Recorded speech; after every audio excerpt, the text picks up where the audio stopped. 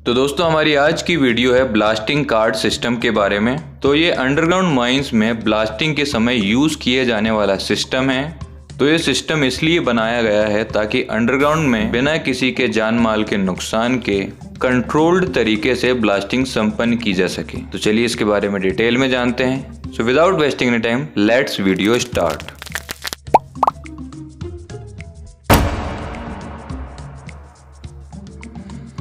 Blasting card system. अब हमारे मन में यह विचार आता है कि यह संपूर्ण प्रक्रिया आखिर क्यों की जाती है। तो ब्लास्टिंग एक खतरनाक कार्य है और यह कार्य और भी खतरनाक हो जाता है जब दो वर्किंग फेज 10 मीटर के अंदर आ जाते हैं, जिसके कारण ब्लोन आउट शॉट या पत्थर लगने से वर्कर्स को होने वाले खतरे बढ़ जाते हैं। कंट्रोल्ड ब्लास्टिंग करने के लिए यह कार्ड सिस्टम का प्रयोग किया जाता है।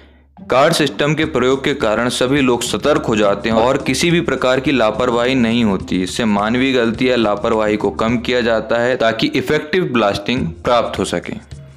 तो भारत में normally board and pillar method से काम किया जाता है, जिसमें डेवलपमेंट करते हुए पिलर्स का निर्माण करते हुए आगे बढ़ा जाता है और एक बार जब डेवलपमेंट कार्य पूरा हो जाता है तो इस एरिया की डीप क्लीयरिंग की जाती है। तो इन प्रक्रियाओं के दौरान दोनों तरफ से ब्लास्टिंग की जाती है, जिसमें कभी कभी दो वर्किंग प्लेस 10 मीटर के अंदर आ जाते हैं, जिससे दुर्घटना होने का खतरा बढ़ जाता है। तो बस उसी दुर्घटना को कम करने के लिए ब्लास्टिंग कार्ड सिस्टम का उपयोग किया जाता है। अब हमारे मन में ये सवाल आता है कि ब्लास्टिंग कार्ड सिस्टम ही क्यों। तो इसके पीछे एक सिंपल लॉजिक है कि जब भी कोई वर्कर अपना कार्ड पर्यवेक्षक या सक्षम व्यक्ति को या अपने ऊपर के पदाधिकारी को देता है तो उसे एक प्रमाण के रूप में स्वीकार किया जाता है कि किसी भी ऑपरेशन से उत्पन्न होने वाले खतरे के बारे में उसे संपूर्ण जानकारी समझा दी गई है और उसने अपना कार्ड प्रमाण के रूप में अपने अधिकारी या प्रक्रिया के तहत उस व्यक्ति को दिया है।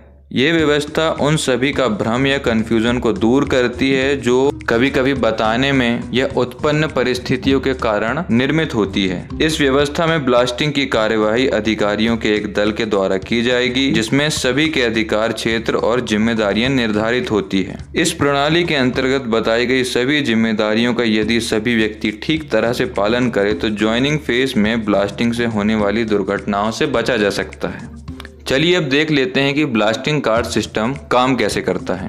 तो इस संपूर्ण प्रक्रिया कुछ इस तरह शुरू होती है। जब दो वर्किंग प्लेस 10 मीटर के अंदर आ जाते हैं तो ब्लास्टिंग करने के लिए ब्लास्टिंग कार्ड सिस्टम का उपयोग किया जाता है।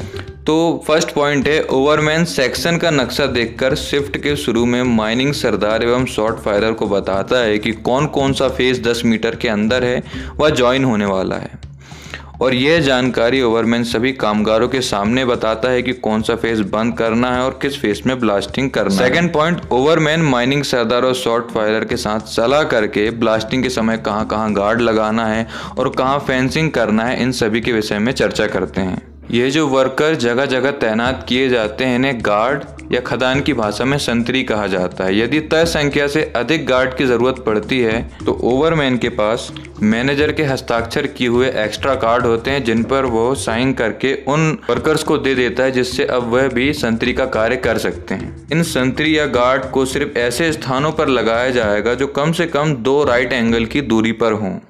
2 राइट एंगल के विषय में स्टूडेंट काफ़ी कंफ्यूज हो जाते हैं। तो ये दूरी लगभग 2 पिलर की दूरी जितनी होती है।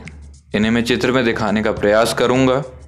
अब आ जाते हैं नंबर 3 में, ओवरमैन शॉर्ट फायरर से उसका कार्ड ले लेगा। इसका अर्थ ये होता है कि शॉर्ट फायरर को ओवरमैन से सभी दिशा निर्देश मिल चुके हैं। नंबर 4, माइनिंग सरदार अपना कार्ड शॉर्ट फायरर को देगा। इसका अर्थ यह होता है कि माइनिंग सरदार ने सभी जगह पर फेंसिंग लगवा दी है और सरदार द्वारा ब्लास्टिंग के समय ली जाने वाली तमाम सावधानियों के विषय में जानकारी शॉर्ट फायरर को दे दी गई है और वो उसकी सहायता करने के लिए तैयार है। अब इसके बाद फेस में होल्स ड्रिल किए जाते हैं, बारूद भरा जाता है। तो फेस में बारूद चार्ज करने के बाद शॉर्ट फायरर सभी जगह जरूरत के अनुसार संतरी भेजता है। शॉर्ट फायरर खुद उन सभी जगहों पे जाता है जहां संतरी तैनात किए गए हैं और उनकी स्थिति को देखते हुए कि वो सुरक्षित स्थान पर खड़े हैं कि नहीं, उनका कार्ड ले लेता है। इसका अर्थ ये होता है कि सभी संतरी उपयुक्त स्थान पर खड़े हैं। अब शॉर्ट फायरर वापस आकर ब्लास्टिंग करता है। ब्लास्टिंग के पश्चात मिसफायर चेक करता है। जब ब्लास्टिंग पूरी हो जाए तब शॉर्ट फायरर स्वयं जाकर सभी संतरियों को उनका कार्ड वापस देता है।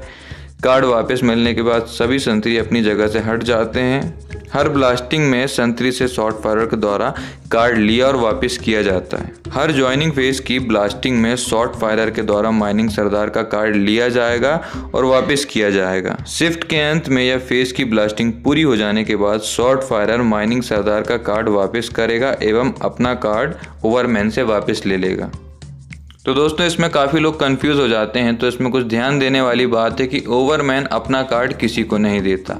जब ज्वाइनिंग फेज होने वाला होता है तो ओवरमैन जाके शॉर्ट फायरर से उसका कार्ड ले लेता है। शॉर्ट फायरर माइनिंग सरदार का कार्ड लेता है जब वो पूरी फेंसिंग वगैरह करवा देता है, और शॉर्ट फायरर ही उन सभी संतरियों का कार्ड भी लेता है सभी उपयुक्त जगह पर खड़ा करने के पश्चात। और जब ब्लास्टिंग की प्रक्रिया पूरी हो जाती है तो उसके बाद शॉर्ट फायरर माइनिंग सरदार का कार्ड वापस कर देता है और संतरियों का कार्ड भी वापस कर देता है। ज्वाइनिंग फेज पूरा हो जाने के बाद या ब्लास्टिंग की प्रक्रिया पूरी हो जाने के बाद या शिफ्ट कंप्लीट हो जाने के बाद शॉर्ट फायरर जाकर अपना कार्ड ओवरमैन से ले लेता है। तो ये प्रक्रिया कुछ इस तरह काम करती है। आशा करता हूँ आपको समझ में आ गया होगा। अब आगे बात करते हैं ब्लास्टिंग कार्ड में क्या क्या डिटेल होती है। तो ब्लास्टिंग कार्ड में व्यक्ति का नाम होता है, उसका पदनाम होता है, कंपनी के द्वारा दिए गए स्पेशल नंबर होता है, उसके कार्ड में मैनेजर या सेफ्टी ऑफिसर या कॉलरी मैनेजर के सिग्नेचर होते हैं, और किस कार्य के लिए वह कार्ड है ये भी उसमें लिखा होता है। ये ध्यान देने योग्य बात है क्योंकि दोस्तों कई बार एग्जाम में पूछ लिया जाएगा कि ब्लास्टिंग कार्ड में कौन कौन अधिकारी साइन कर सकते हैं। तो आप इसमें आप देख सकते हैं कि ब्लास्टिंग कार्ड में मैनेजर, सेफ्टी ऑफिसर और कॉलरी मैनेजर साइन कर सकते हैं। तो दोस्तों अब आगे बात कर लेते हैं ब्लास्टिंग कार्ड सिस्टम में ड्यूटी सबकी क्या क्या हैं। तो सबसे पहले शुरुआत करते हैं असिस्टेंट मैनेजर या अंडर मैनेजर से।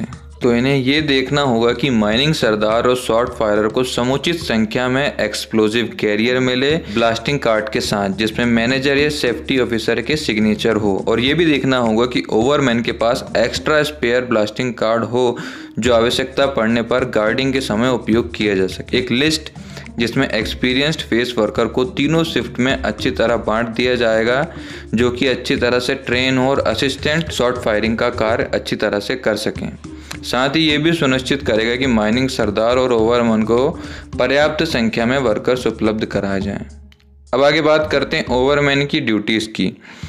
तो ओवरमैन ये सुनिश्चित करेगा कि ब्लास्टिंग में सम्मिलित सभी व्यक्ति के पास मैनेजर या सेफ्टी ऑफिसर का साइन ब्लास्टिंग कार्ड हो और शॉर्ट फायरर को पर्याप्त संख्या में शॉर्ट फायरिंग मजदूर उपलब्ध कराया जाए। ओवरमैन एक्स्ट्रा ब्लास्टिंग कार्ड रखेगा जो ज़रूरत पड़ने पर अन्य वर्कर्स को दिया जा सके। जब भी कभी दो वर्किंग फेज 10 मीटर के अंदर पड़ते हैं तो वह माइनिंग सरदार और शॉर्ट फायरर को इसकी जानकारी देगा। ओवरमैन ये भी सुनिश्चित करेगा कि गार्ड या संतरी सुरक्षित स्थान पर हो और ब्लास्टिंग जोन के अंतर्गत ना आते हों। अब आगे बात करते हैं माइनिंग सरदार की ड्यूटीज़ की। तो जब वर्किंग फेज 10 मीटर के अंतर्गत आ जाते हैं तो ब्लास्टिंग ऑपरेशन को सुपरवाइज करना माइनिंग सरदार का कार्य होता है।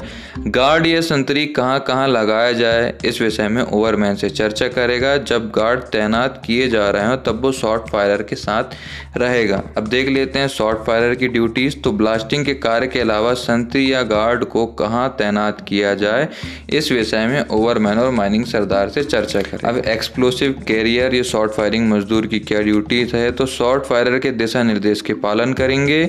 शॉर्ट फायरर के कार्ड मांगने पर उसे देगा और जब तक उसे स्थान छोड़ने को ना कहा जाए वो वहां से नहीं हटेगा। ब्लास्टिंग के बाद अपना कार्ड शॉर्ट फायरर से प्राप्त करेगा। अब देख लेते हैं मैगजीन क्लर्क की क्या ड्यूटीज है। तो वह एक्सप्लोजिव इशू करने के पूर्व शॉर्ट फायरर और ब्लास्टिंग कैरियर के कार्ड को चेक करेगा। तो बस दोस्तों आज के लिए इतना ही। यदि आपको इसका PDF डाउनलोड करना है तो माइनिंग पापा की वेबसाइट लिंक डिस्क्रिप्शन में दे दी गई है, वहां जाकर आप PDF डाउनलोड कर सकते हैं और माइनिंग से रिलेटेड काफ़ी सारे टॉपिक उसमें दिए गए हैं तो आप उसे भी चेकआउट कर सकते हैं। तो दोस्तों यदि वीडियो पसंद आई है तो लाइक कीजिए, अपने माइनिंग के दोस्तों के साथ इसे शेयर कीजिए और इसी तरह अपना प्यार और सपोर्ट दिखाते हुए चैनल को सब्सक्राइब करते रहिए। मिलते हैं नेक्स्ट वीडियो में, तब तक के लिए जय हिंद, जय भारत।